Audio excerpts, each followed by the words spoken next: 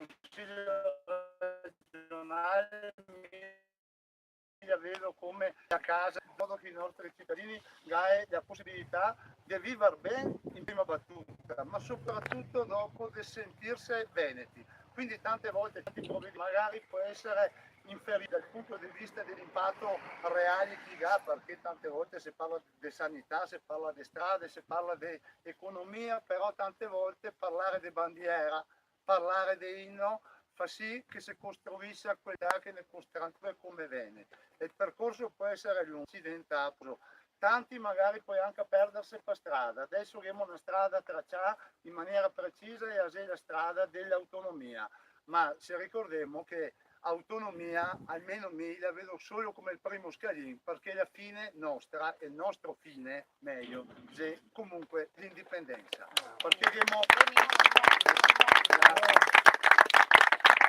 tante volte mi capita di sentirli anche in consiglio regionale, abbiamo i nemici del Veneto, abbiamo i nemici dei veneti che magari sono veneti stesso, sì, e tante volte quando che si battaglia con loro se sentiamo dire delle banalità, ma sarebbe un staterello massa piccolo. Mi fermo qua dicendo che qua abbiamo tutto serve dal punto di vista delle risorse naturali, dal punto di vista delle risorse turistiche e soprattutto abbiamo magari ecco una roba, siamo poveri di materie prime, ma abbiamo una materia stupenda che è i veneti qua e spero di vederne sempre di più. Grazie.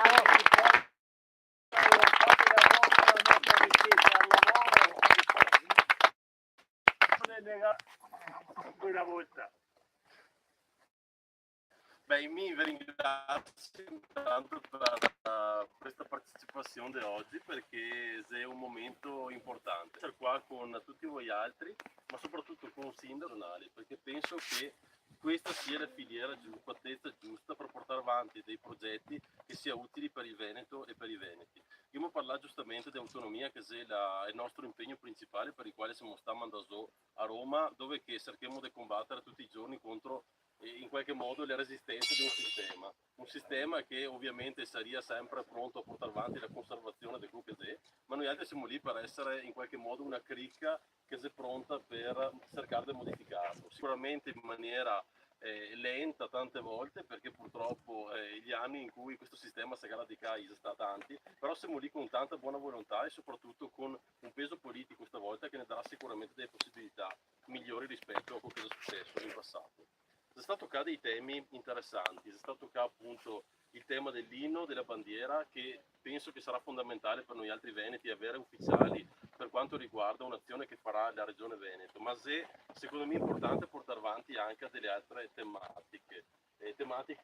con le quali mi confronto tante volte con l'amico Alessandro Mocellin, che ricordo appunto che è uno dei nostri principali mentori a livello culturale.